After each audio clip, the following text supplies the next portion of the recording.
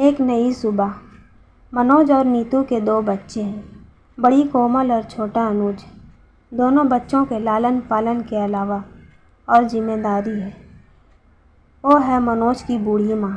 17 वर्ष मनोज की माँ बहुत कम बात करती है, लेकिन जब बात करती लोगों के मन में एक नई सीख दे जाती, इसलिए सब उसे बहुत प्यार करते थे। मनोज ऑटो चलाते हैं और घर पर एक छोटी सी किराना दुकान खोल रहे हैं, जिसे नीतू संभालती है। मनोज सबका खूब ख्याल रखते हैं, किसी को क्या ज़रूरत है सबका ध्यान मनोज को होता है। कोमल ने इसी साल पोस्ट ग्रेजुएशन की डिग्री ली और अनुज 9th क्लास में एडमिशन लिया।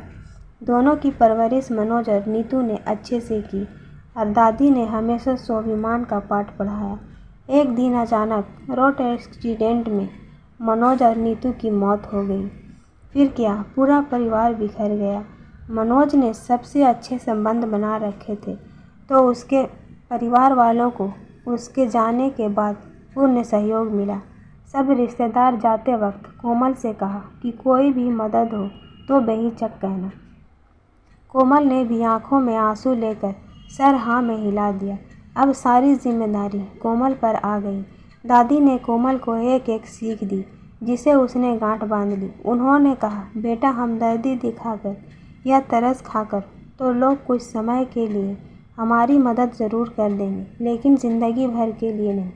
इसलिए हमारा स्वाभिमान को ठेस पहुँचेगा, और जब तक हमारा शरीर सलामत है, दिमाग चल रहा है, तो सब ये क्यों करें। जैसे हर रात के बाद सुबह होती है और सुबह सूर्य की किरण एक नई उमंग लेकर आती है, और बस हमें अपनी हिम्मत, उमंग व दिलो दिमाग को कमज़ोर होने नहीं देना है। ऊपर वाले के सिवा किसी के सामने नतमस्तक नहीं होना। यह बात कोमल के मन में घर कर गई। वो सोच ली कि अपनी माँ की दुकान सुचारू रूप से चलाएगी, अनुज की पढ़ाई पूरी करवाएगी। पढ़ाई में अच्छे होने के कारण कोमल को तो नौकरी मिल गई, लेकिन कुछ ही महीने में उसके बॉस ने उसके साथ गलत व्यवहार करना शुरू कर दिया। जैसे कोमल को लास्ट में छुट्टी देना, ज़बरदस्ती टकरा जाना, बहाने करके एकदम करीब आ जाना।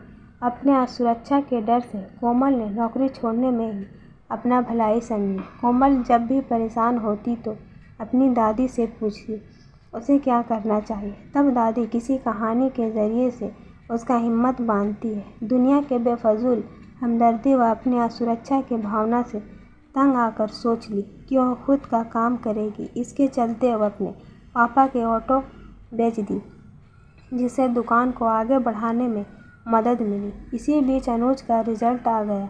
उसके अच्छे नंबर से खुश होकर कोमल उसको लेकर इलेक्ट्रिशियन शॉप गई।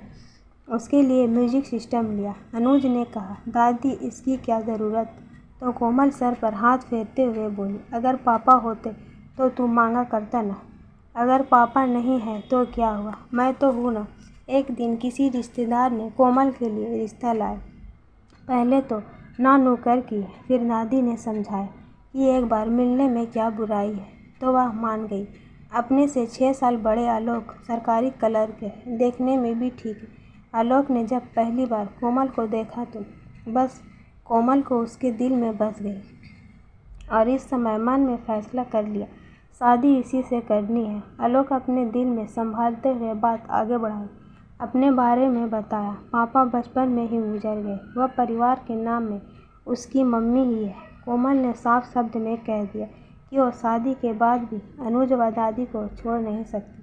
कोमल को आलोक से अजीब सी उलझन होने लगी थी। उसे लगने लगा था जैसे आलोक के रूप में किसी ने मन भर का बोझ उस पर लाद दिया हो, जिसे उसे ताउम्र ढोना हो।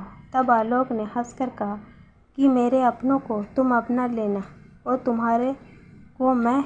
दोनों की शादी रीति रिवाज में संपन्न हुई। अब परिवार में कुल 5 लोग हैं। सबको साथ पाकर हर इंसान खुश है। अनुज की पढ़ाई अच्छे से चल रही है। कोमल घर में दुकान देखती है, सास दादी का खूब ख्याल रखती है। आज पहली बार कोमल को गुनगुनाते सुना। उसकी जीत की खबर लहरिया रह रह कर घर घर के सदस्यों के कानों में एक नई भोर के उदय का संकेत दे रही है।